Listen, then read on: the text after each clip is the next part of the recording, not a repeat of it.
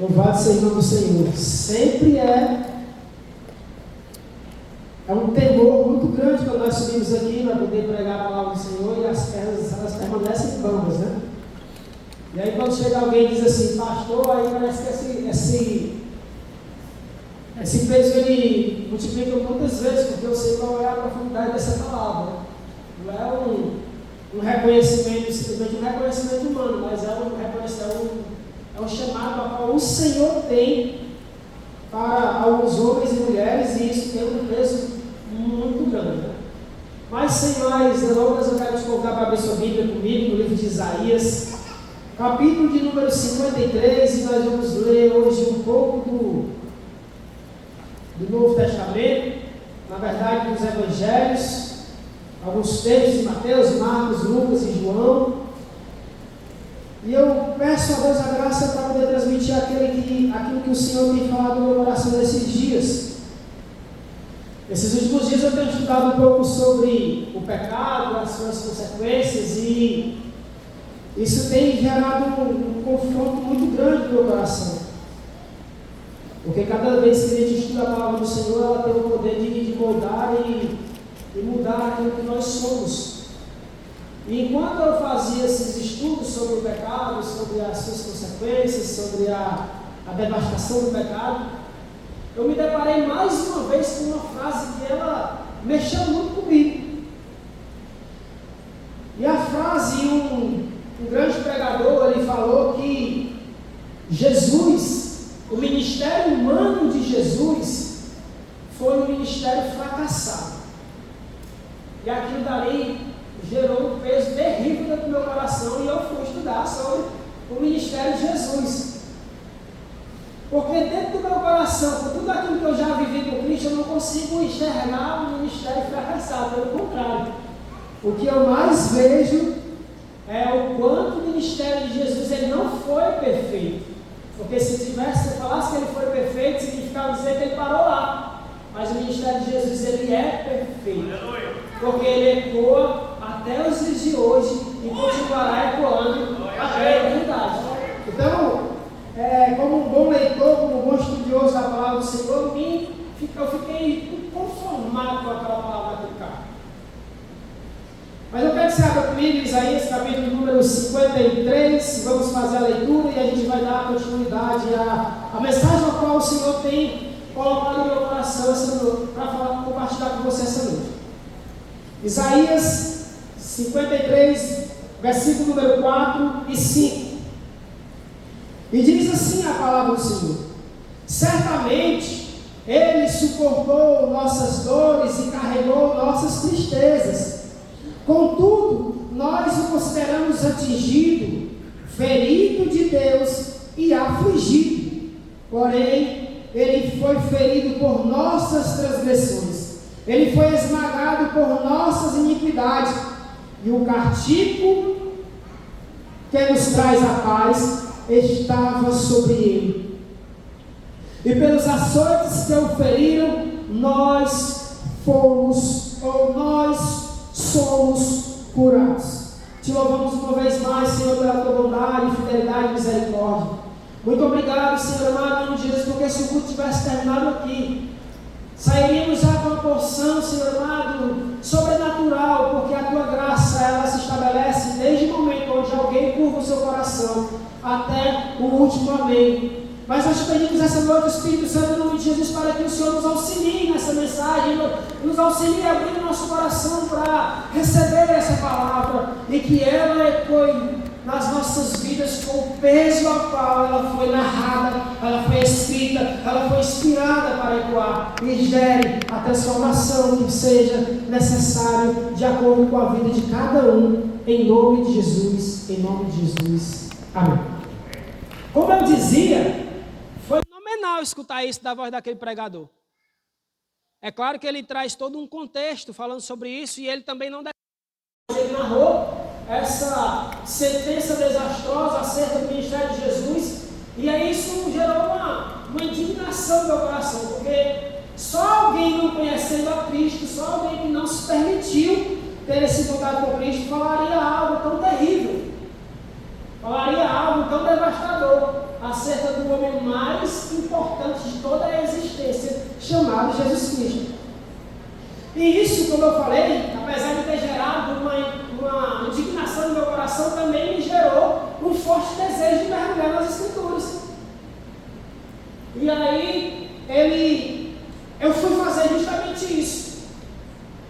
E como é maravilhoso quando nós queremos solucionar a indagação dos nossos corações acerca das Sagradas Escrituras. E quanto mais eu mergulhei, quanto mais eu estudei, quanto mais eu passei a buscar e analisar sobre essa terrível expressão, mais eu entendi que o ministério de Jesus, ele é um ministério completo, perfeito, sobrenatural e que ecoa até a eternidade. E só através desse ministério é que eu e você podemos chegar, inclusive dentro desse tempo, nessa noite. Para que eu e você pudéssemos estar aqui essa noite, significa dizer que o ministério de Jesus, ele não foi um ministério perfeito, mas ele é, e ele ecoa até os dias de hoje e continua ecoando até a eternidade, em nome de Jesus. Eu acho tremendo que conforme você mergulha no estudo, no ensinamento da palavra de Deus, e principalmente lendo um texto como esse de Isaías, capítulo número 53, você vê o quão Deus foi misericordioso para com as nossas vidas.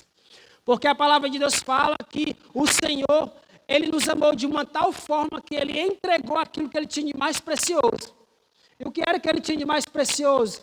Era os céus, era a terra, era os prazeres da humanidade. Não, Ele entregou a si mesmo, Ele entregou o seu Filho por amor à minha vida e à sua, para que a gente não pereça, mas a gente tenha, desfrute, continue vivendo a vida eterna. Porque apesar de que muitos pensam que a eternidade ela só começa a partir de quando o fôlego de vida ele é retirado do homem ou da mulher, isso é algo que não tem muito fundamento. Na verdade, a eternidade ela existe desde sempre. E quando o homem nasce, ele só vem cumprir um período de tempo na eternidade aqui. Quando ele morre, aí ele vai continuar vivendo ou morrendo segundo as suas próprias escolhas. E eu acho interessante aqui, quando eu paro para pensar sobre isso, Deus ele não condena o homem ao inferno. Pelo contrário, Ele concede a oportunidade do homem de ir ao céu, de retornar à origem. E a origem não é os primeiros dias que você teve, é a origem dos céus. Porque apesar do homem ter caído por sua própria concupiscência, Jesus ele garantiu o retorno para casa, o retorno para o seio do Pai. Jesus ele garantiu essa religação com o trono da graça. E baseado nessa terrível declaração desse cidadão, eu estava meditando sobre a vida de Jesus, sobre o fracasso de Jesus que ele declarou, que muitos têm afirmado. E o que eu achei tremendo foi, a conclusão que eu achei tremenda foi que Jesus, inclusive no seu leito de morte, nos seus últimos passos, nos seus últimos suspiros, ele proporcionou ensinamentos para o homem, que quando nós mergulhamos nele, nós vemos a perfeição de uma entrega sacrificial de amor. Então, se você precisa aquecer a sua vida, leia sobre a crucificação de Jesus, porque se isso não aquecer a sua vida, nada mais vai aquecer. E eu quero trabalhar essa noite com o seguinte tema, para aqueles que gostam de anotar. As palavras mais poderosas de um inocente no ápice do seu chamado. As palavras mais poderosas de um inocente no ápice do seu chamado. O que é que isso quer dizer? Qual o fundamento disso? Baseado nessa declaração, eu chorei e sorri muito esses últimos dias. Inclusive, essa tarde eu estava justamente chorando e sorrindo. Chorando por quê? Porque se não fosse Jesus, eu não estaria mais um dia respirando, eu não estaria mais um dia com os olhos abertos, eu não estaria mais um dia com a oportunidade de viver, de celebrar a vida, de compartilhar a vida com alguém ou mergulhar diante de qualquer situação. E eu chorei muito por isso. Agradecendo essa tão forte declaração de Isaías, capítulo número 53, em que se concreta, se completa nos livros, nos evangelhos de Mateus, Marcos, Lucas e João e tantos outros que narraram sobre Jesus. E eu sorri muito, sabe por quê? Porque apesar de Jesus ele ter morrido, mas foi por causa da sua morte, da sua ressurreição, que eu e você, nós podemos ter essa alegria, esse fôlego de vida. E por mais que as coisas não vá de acordo com aquilo que a nossa natureza humana espera, mas nós temos esperança no Senhor, de que, como a palavra dele fala, apesar de o choro durar uma noite, a alegria, ela brota ao amanhecer. Aleluia. E quando nós juntamos os evangelhos no ato da crucificação, a gente encontra pelo menos 7 vezes em que Jesus ele fala alguma coisa. E por isso o tema dessa mensagem, as palavras mais poderosas de um ato, de um inocente no ápice do seu chamado. Qual foi o ápice do chamado de Jesus? Alguns dizem que o ápice do chamado de Jesus foi quando ele estava perante as multidões. Foi quando ele, debaixo do seu poder, da sua grandiosidade, debaixo de tantos milagres, tantas curas, foi quando as pessoas quiseram nomeá-lo rei. Só que o reino de Jesus não era desse mundo, como ele mesmo fala. Ele não precisava que alguém o nomeasse rei, porque ele já era rei, apesar de, como o meu amigo Assis falou ali, apesar de ter se esvaziado de si mesmo, mas ele continuava com o domínio do seu reino. E o ápice do chamado de Jesus não foi quando ele estava sendo analisado, não foi quando as multidões o perseguiam. O ápice do chamado de Jesus foi justamente quando ele estava concretizando aquilo a qual Isaías profetizou muitos anos antes de ele viver. Inclusive nesse texto de Isaías, capítulo de número 53. O ápice do chamado de Jesus foi quando ele viveu na pele o que o salmista profere no Salmo 22. Para aqueles que gostam de estudar, Salmo 22, ele é o salmo que narra a trajetória de Jesus. Assim como Isaías 53. O ápice do chamado de Jesus não foi quando ele estava recebendo os aplausos das multidões, mas foi quando ele estava ao caminho do Calvário, foi quando ele estava ao caminho da cruz, foi quando ele estava ao caminho de vivenciar aquilo a qual ele nasceu para viver. E apesar de ser rei, ele não nasceu como homem para um reinado terreno. Ele nasceu como homem para religar toda a humanidade que se perdeu no jardim do Éden. Esse foi o ápice do chamado de Jesus. E com essa inconformidade no coração eu fui estudar.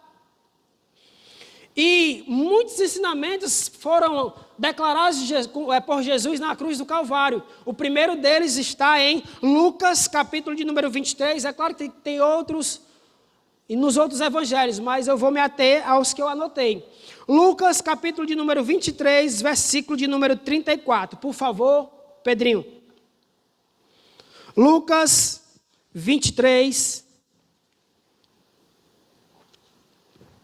versículo de número 34.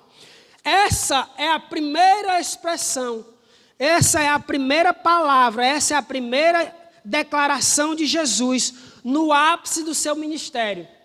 Jesus, depois dele ter sido chicoteado, depois dele ter sido pregado no madeiro, ele olha para aquelas multidões e ele faz a maior declaração de amor já existente na face da terra. A maior declaração de amor não é simplesmente dizer eu te amo. Não é simplesmente fazer isso. A palavra de Deus fala que a maior declaração de amor é quando alguém entrega a sua vida pelo próximo. E fazendo isso, baseado nisso, Jesus faz essa declaração. Jesus disse: Pai, perdoa-lhes, pois não sabem o que fazem. Então, dividiram as roupas dele, lançando sorte. Essa é a primeira e uma das mais belas indagações de Jesus durante todo o seu ministério, inclusive. Porque Jesus, ele veio e as suas primeiras palavras, ela vai justamente completar as suas últimas palavras. Porque quando Jesus ele sai anunciando o reino de Deus e as pessoas indagam a Jesus o que fazer, a sua expressão era: arrependei-vos. arrependei-vos, porque é chegado o reino dos céus. E o que eu acho fantástico, sabe o que é? É que para o homem se religar ao céu, o primeiro caminho se chama arrependimento. Ninguém consegue se alinhar com os céus sem antes conhecer, entender que é necessário primeiro corrigir o percurso. Primeiro olhar para dentro de si, analisar a sua vida, reconhecer aquilo que está vivendo e só então desfrutar do perdão a qual o próprio Jesus garantiu na cruz do Calvário. E a primeira expressão, ou a primeira palavra poderosa desse inocente, no ápice do seu ministério, foi olhar para aquelas pessoas e dizer assim: Pai, perdoa-lhes. Porque o perdão é a porta de entrada da salvação. E sabe o que é fantástico diante de tudo isso? É que por mais negro que seja, por mais pesado que seja a caminhada do homem ou da mulher, quando ele se encontra com a porta do perdão, o sangue de Jesus tem todo o poder para lavar os seus pecados, para purificar as suas vidas e para religá-lo aos céus. E que eu acho fantástico é que assim aconteceu comigo. Eu estava bem aqui, Joel falou o pessoal orar um com os outros, eu estava bem aqui com o Assis orando, e a nossa expressão foi muito obrigado. Porque eu não só não merecia o teu perdão, como eu não mereço, continuo sem merecer, mas por causa de Jesus, por causa de Cristo, é que eu e você, nós temos a oportunidade de ser continuamente religado ao trono da graça. E essa é a primeira expressão de Jesus no ápice do seu chamado, ali naquela cruz, quando ele olha para você e para mim e diz assim: eu tenho aquilo que você precisa. Eu tenho perdão, eu tenho restauração, eu tenho renovo, eu tenho graça, eu tenho tudo aquilo que você precisa para trilhar a sua vida de uma forma a qual você nasceu para trilhar. Porque não se engane, ninguém vai alcançar o ápice da sua vida sem antes passar pela porta do perdão. Porque o homem nenhum na face da terra vai conseguir ser religado aos céus sem antes experimentar do perdão, a qual se chama Jesus o Cristo. A porta para essa religação com os céus é o perdão. E sabe o que é bem verdade sobre isso? Porque inclusive aqui dentro tem muitas pessoas que não se perdoaram pelo que fizeram. Tem muitas pessoas que ainda trazem consigo o peso da culpa. E a culpa, ela é um terrível destruidor de qualquer ser humano.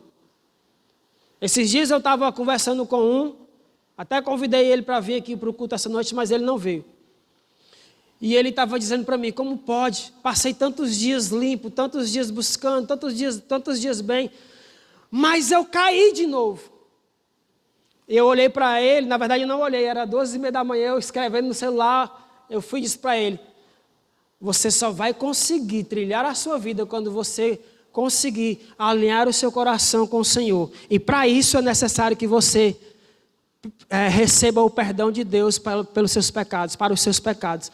E sozinho, ser humano nenhum vai conseguir chegar à graça do Senhor. A culpa, ela é destruidora. Porque, inclusive, palavras desse amigo, nessa madrugada de sexta para sábado, ele disse: inclusive, eu estou querendo tirar a minha própria vida. E aí eu disse: foi para isso, justamente para isso, que Jesus ele veio ao mundo, para poder gerar uma religação entre nós e os céus. E o que você precisa não é dar cabo à sua vida, porque a sua dor ela não vai cessar. Ela vai continuar por toda a eternidade. Na verdade, o que você precisa, o que eu preciso, o que nós precisamos é diariamente que os nossos pecados sejam perdoados. Segunda palavra, segunda expressão, segunda sentença, segunda mensagem a qual Jesus ele bradou na cruz do Calvário, está em Lucas, também em Lucas, capítulo de número 23, versículos de número 39 até o 43. Ajuda aí, Pedrinho, porque o ar-condicionado não está ajudando muito, não. Lucas 23, 39 ao 43. Diz assim a palavra do Senhor. Um dos criminosos que ali estavam pendurados lançava-lhes insultos. Você não é o Cristo? Salve a si mesmo e a nós. O outro criminoso, porém, repreendeu, dizendo: você não teme a Deus, nem mesmo estando sobre a mesma sentença? Somos punidos justamente, pois estamos recebendo o que os nossos atos merecem. Pois estamos recebendo justamente o que os nossos atos merecem. Mas este homem não cometeu nenhum crime.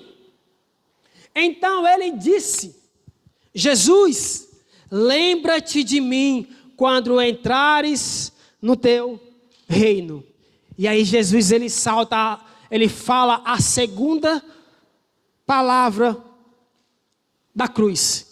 Jesus lhe respondeu: em verdade te digo, que hoje você estará comigo no paraíso. Quando foi que Jesus disse? Hoje.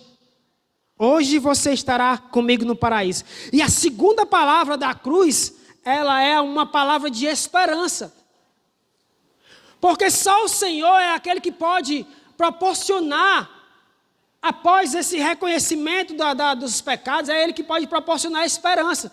Note que o próprio ladrão da cruz, ele disse: nós estamos aqui por causa das nossas próprias escolhas, por causa dos nossos próprios desejos, porque nós mesmos plantamos. E é isso que nós precisamos reconhecer. São as nossas atitudes que fazem com que a gente desfrute ou da graça de Deus ou das consequências do pecado que nós vivemos diariamente. Mas essa palavra a qual Jesus ele sentencia sobre aquele homem é uma palavra de esperança. E mesmo no ápice do seu desespero, porque ele estava sofrendo, ele olha para aquele homem e diz: aquieta teu coração, aquieta a tua alma, sossega aí, porque hoje mesmo eu te proporciono a oportunidade de desfrutar daquilo que eu sou. Primeira palavra, perdão. A segunda palavra, esperança. E a esperança é um dos fatores principais na caminhada cristã. E o próprio Jesus, em João, capítulo de número 14, versículo de número 1 e 2, ele narra uma sentença, na verdade, uma promessa que é aquela promessa principal que ecoa no meu coração todos os dias, onde Jesus ele diz assim, ó, João 14, 1 e 2, não se perturbe o vosso coração, credes em Deus, crede também em mim, na casa de meu pai há muitas mansões ou muitas moradas, se não fosse assim, eu vos teria dito, e eu vou preparar um lugar. E a segunda sentença, a segunda palavra que Jesus proclama é uma palavra de esperança. Como vai a sua vida? Como vai o seu coração? Como vão a sua caminhada? Porque baseado de como você está trilhando a sua vida, é que você precisa se alinhar com o Senhor, corrigir o percurso ou permanecer no percurso a qual você está andando até os dias de hoje. E sabe qual é uma das expressões mais faladas na Bíblia? É uma expressão dita assim, ó, não tenhas medo. Dizem os estudiosos, e é claro que eu nunca fui enumerar, mas dizem os estudiosos que existe 365 vezes que a palavra não temas ou não tenha medo, ela é dita em toda a Bíblia. Sabe para quê? Para que cada dia a gente se depare com essa expressão. Não tenha medo, não se perturbe o teu coração, não desista, não desanime. Todas elas relacionadas à mesma coisa, sabe o quê? A esperança. Porque sem esperança, sem a convicção no coração, eu e você, nós não vamos voltar domingo que vem a entrar por aquelas portas. E eu e você precisamos urgentemente aliar o nosso coração com isso. Terceira palavra dita na cruz do Calvário, João, capítulo de número 19, versículo de número 26. João 19, 26, diz assim, ó: ora, vendo ali sua mãe e ao lado dela o discípulo a quem ele amava, ele disse à sua mãe: mulher, eis aí o teu filho. Então ele disse ao discípulo: eis aí a tua mãe. E desde aquela hora o discípulo a recebeu em sua própria casa. O que é que isso tem a ver comigo, pelo amor de Deus? Todos os estudiosos, todos os textos que eu vi, todas as narrativas que eu vi acerca desse tema, desse versículo, eles chegam à mesma conclusão. Quando eu estou pregando, eu vou explicar como é que eu faço a mensagem. Quando eu estou pregando, eu escrevo tudo aquilo que eu preciso escrever, e depois que eu finalizo a mensagem que eu preciso finalizar, eu vou ver o que é que as pessoas estão dizendo. E eu fui analisar o que é que as pessoas estavam falando acerca desse trecho das Escrituras. E todos chegaram à mesma conclusão, que essa é uma expressão de provisão. Por quê? Porque antigamente a mulher, ela dependia completamente do homem. Se o homem morresse, ela ia depender do filho mais velho. E o filho mais velho de Maria, quem era? Senão Jesus. E se José já tinha morrido e Jesus estava ali no caminho da conclusão do seu ministério, o que iria acontecer com aquela mulher? É claro que ela tinha outros filhos, e aí ela ia desfrutar da ajuda dos seus filhos. Mas Jesus, quando ele profere isso, ele decreta uma sentença de provisão para aquela mulher.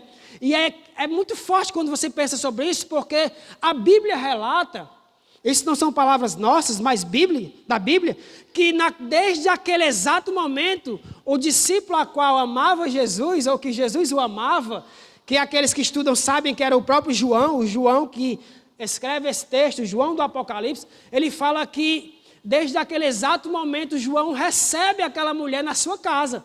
E a partir de então, ele seria a provisão daquela mulher.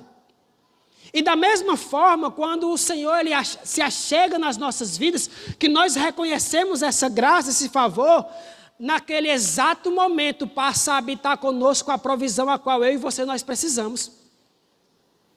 Nesse exato momento que Jesus se alinha aos nossos corações, os nossos corações que se alinham com Jesus, passa-se a habitar conosco a provisão. E ela é a partir do momento onde eu e você nos curvamos e nos rendemos diante da presença do Senhor.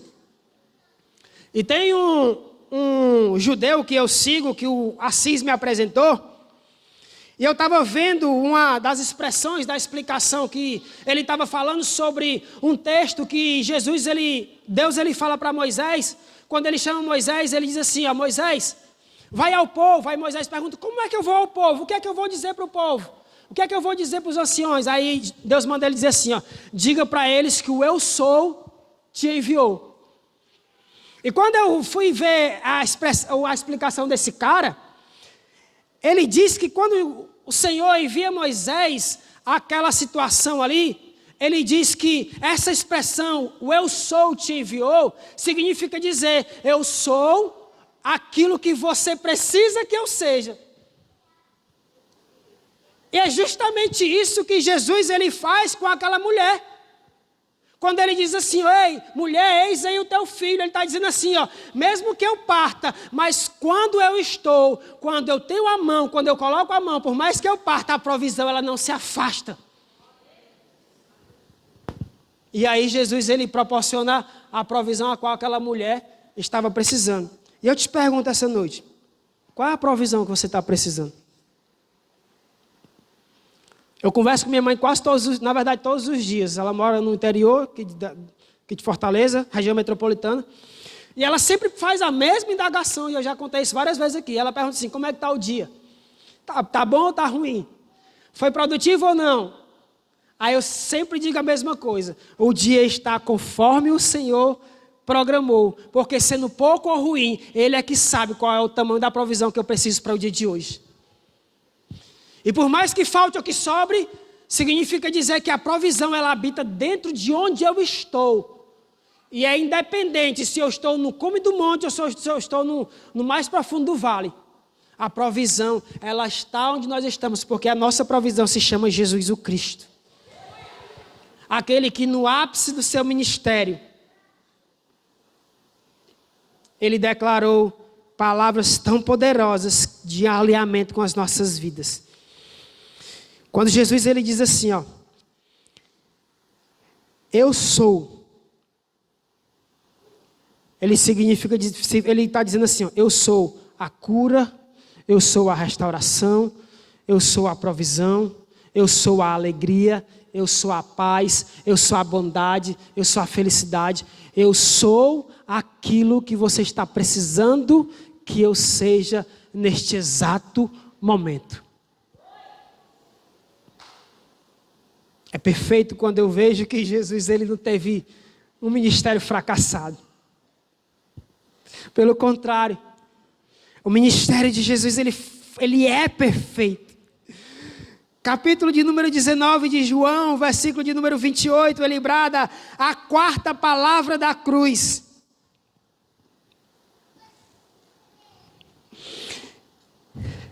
Depois disso, depois que Jesus anuncia ali a mulher, a provisão para a mulher, depois disso, sabendo Jesus que todas as coisas já estavam terminadas, para que pudesse se cumprir o que estava escrito, ele disse, eu tenho sede.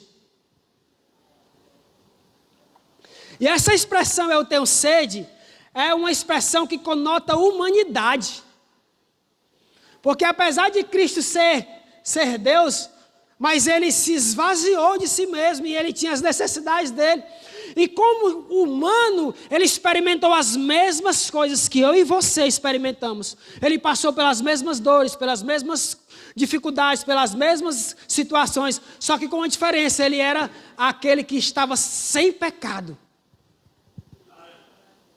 Mas ele foi indagado, questionado, ele foi perseguido e tantas outras coisas que, como seres humanos, nós passamos.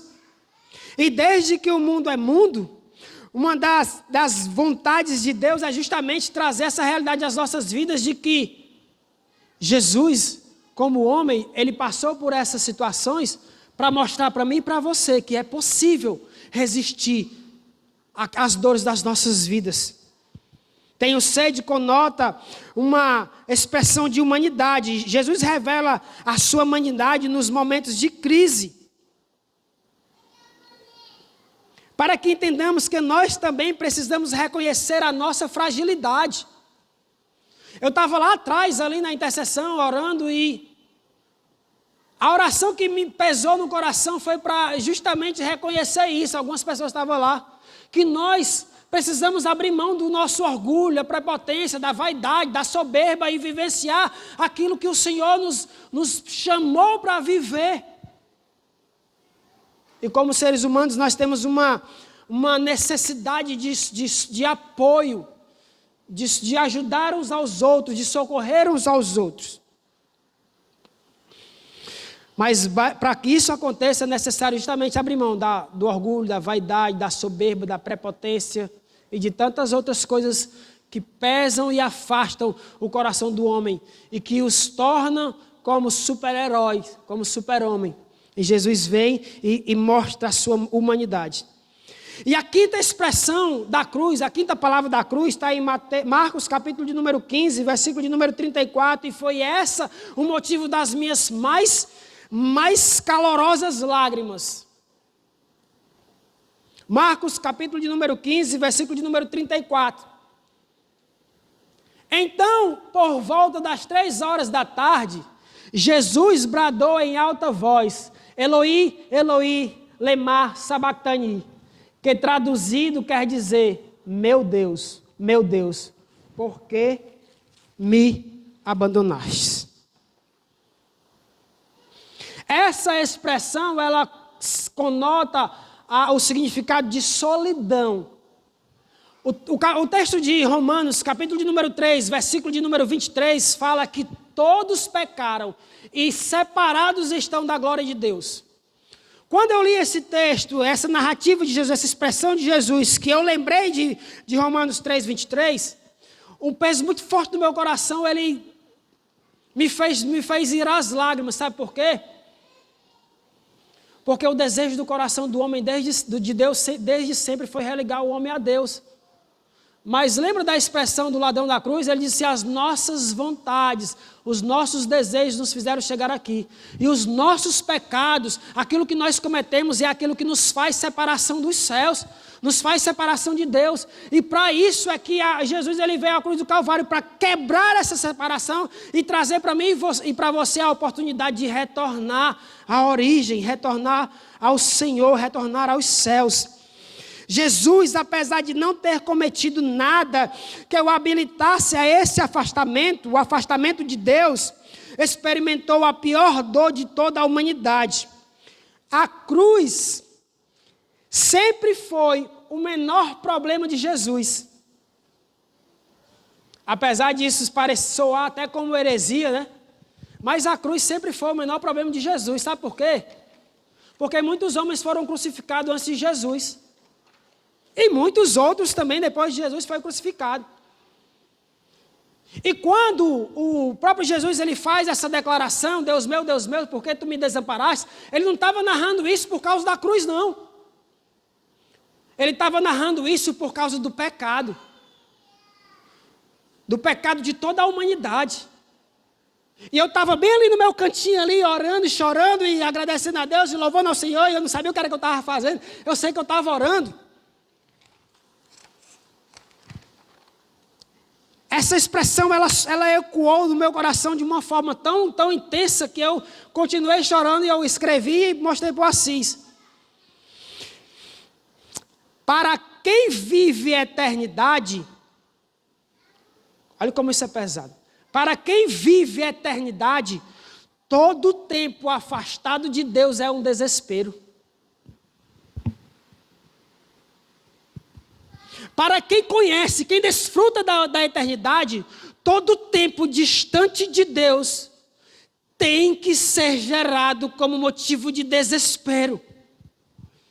E quando Jesus ele diz assim, Deus meu, por que tu me desamparaste? Ele estava naquele exato momento desfrutando justamente dessa quebra, dessa ruptura por causa do pecado de toda a humanidade.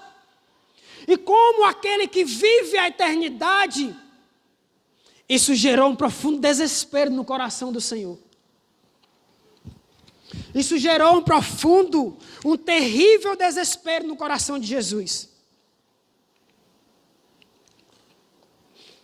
Lá no Getsemane, antes de Jesus ser crucificado, a Bíblia narra que Jesus ele vive uma situação tão devastadora que ele soa sangue. E analisando com isso que eu anotei sentado ali, sabe que Jesus ele olha em oração para Deus e diz assim, Pai, se for possível, afasta de mim esse cálice. Só que o cálice que Jesus estava falando ali não era o cálice da crucificação, não. Não era a dor da caminhada até o Gólgota. O cálice era a separação de Deus. Esse era o motivo do desespero do coração de Jesus. Porque, como eu falei, quem vive a eternidade, qualquer segundo afastado da graça do Senhor, da presença de Deus, tem que ser motivo de desespero. E quanto eu chorei esses dias por causa disso. Porque eu não me conformo. Só em pensar de que aquele que uma vez ele se entrelaçou com a graça do Senhor, ele vive distante dessa graça. Só em pensar sobre isso já tem que causar um terrível desespero nos nossos corações. Mas sabe qual é a verdade que nós vivemos hoje? É que se o Espírito Santo saísse da vida de muitos aqui, não iria fazer diferença nenhuma, porque nós apagamos o seu agir, o seu mover nas nossas vidas. Porque nós nos conformamos com a vida que nós estamos levando, a distância desse fogo que queima, desse anseio que é latente nos nossos corações pela eternidade. Porque as nossas buscas, elas já nos afastaram desse desespero pela presença de Deus, de uma tal forma que eu consigo viver a minha vida a passos largos, sem esse fogo, sem esse anseio, sem esse desejo. E está errado.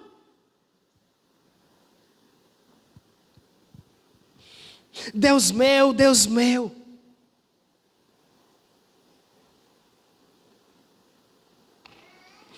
Por que o Senhor me desampara? A vida de pecado, ela faz separação entre você ou eu e o Senhor. E nós precisamos urgentemente alinhar o nosso coração com o retorno a essa graça, com o retorno ao anseio por esse fogo. Porque quem vive a eternidade não aguenta passar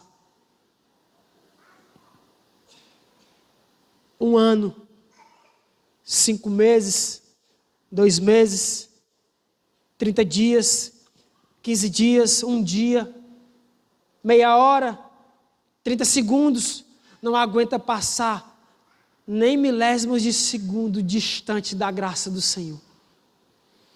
Então, o que nós precisamos é fazer uma oração, a qual eu aprendi esses dias, que eu tenho orado todos os dias. Esses dias aprendi uma oração nova e todos os dias eu tenho feito ela. Senhor, grava no meu coração a eternidade.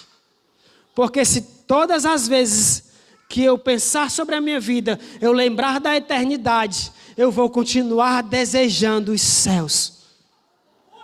Grava no meu coração a eternidade. E todo ser humano, ele foi criado com um anseio por aquilo que é eterno. Agora, para acessar isso, precisamos ir à cruz. 6ª palavra da cruz. E essa palavra, ela conota conclusão de propósito. E essa palavra, eu vou puxar para o meu lado, né? Porque é a palavra que quando eu voltei a liderar a célula, o Senhor, Ele bradou dentro do meu coração que o nome da minha célula seria essa expressão. Aleluia! Tetelestai. João 19:30, parte A. O vento está tirando João aqui dos meus olhos. João 19:30, parte A, diz assim, ó. Então, assim que experimentou o vinagre, exclamou Jesus: está consumado. Essa foi uma das mais tremendas palavras ditas na cruz. Está consumado, tetelestai. Colossenses 2, 13 e 14, por favor, Pedro. Está consumado.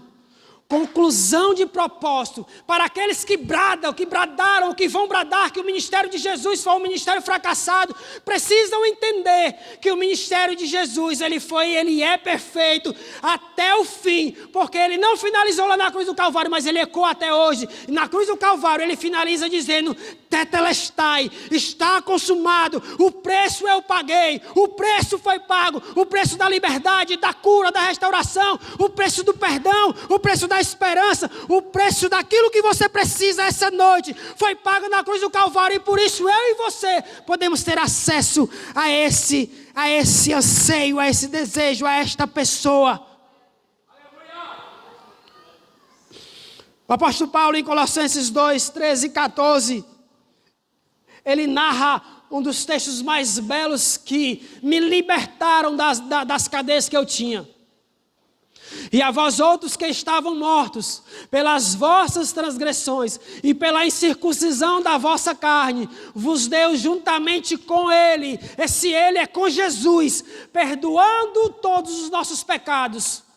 e cancelou o escrito de dívida que consistia em ordenanças e que nos era contrário. E ele a removeu completamente, pregando-a na cruz. Pregando-a na cruz, o escrito de dívida, aquilo que aprisionava a minha vida e a você, a cobrança do império das trevas contra eu e você, o pacto que foi feito lá no Jardim do Éden, quando o homem desobedece, ele foi pago pelo alto preço, um preço de sangue, onde o próprio Jesus, ele pagou esse preço, e ele diz, a humanidade, ela retorna ao anseio, à presença de Jesus, à presença de Deus, porque foi para isso que nós fizemos a humanidade, para que ela esteja ligado com o Pai, o Filho e o Espírito Santo. Aleluia.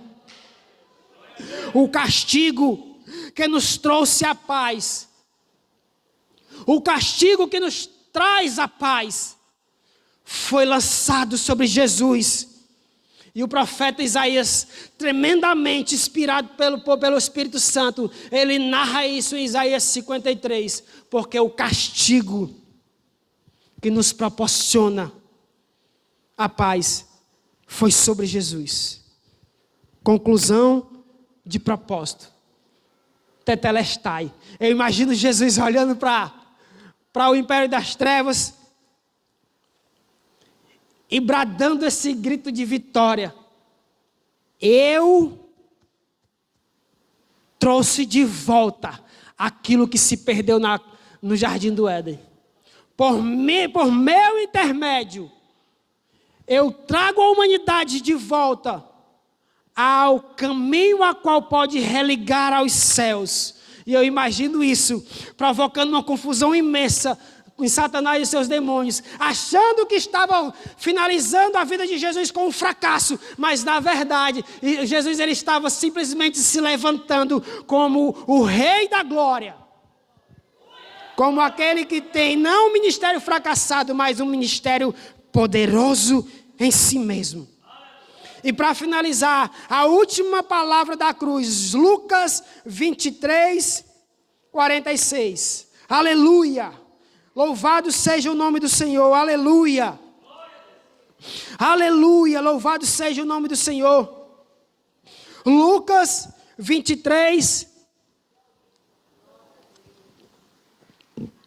versículo de número 43. E Jesus lhes assegurou. Não, perdão. 23, 46. Então Jesus bradou com forte voz. Eu imagino na cruz do Calvário, Jesus tomando o último fôlego que ele tinha ali, reunindo todo o seu brado, reunindo toda a força que lhe restava. E ele diz assim, ó: Pai, em tuas mãos eu entrego o meu espírito. E havendo dito isto, expirou. Pai, em tuas mãos eu entrego o meu espírito.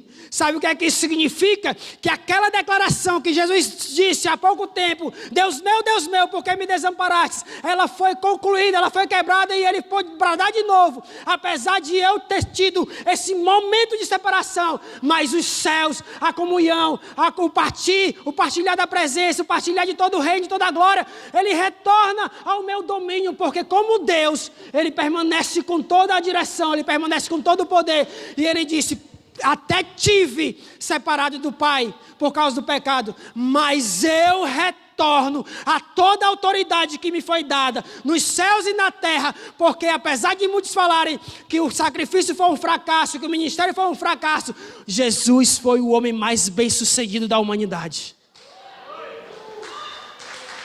Aleluia! Aleluia! Aleluia! Aleluia! Aleluia! No exato momento que Jesus entrega o seu Espírito, o véu do templo se rasga de alto a baixo. Marcos 15, 37 e 38. E sabe o que é que isso significa?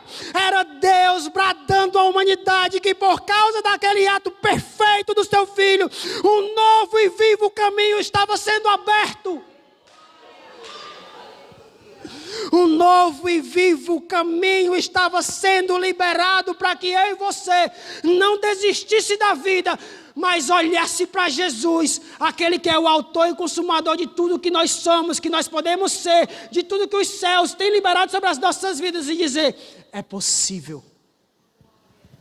Não desista, não desanime, você vai conseguir.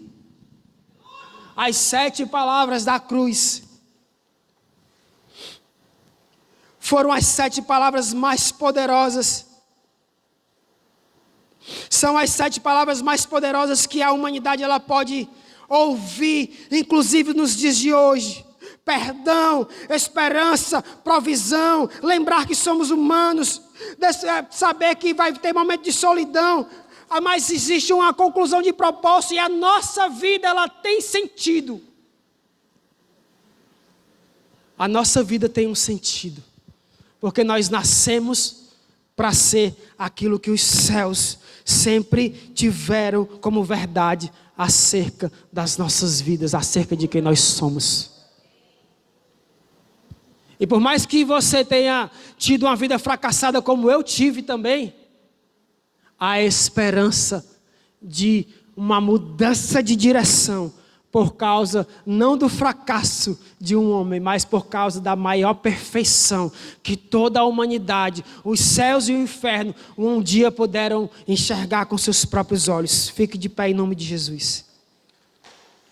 Aleluia! Aleluia! Aleluia! Aleluia!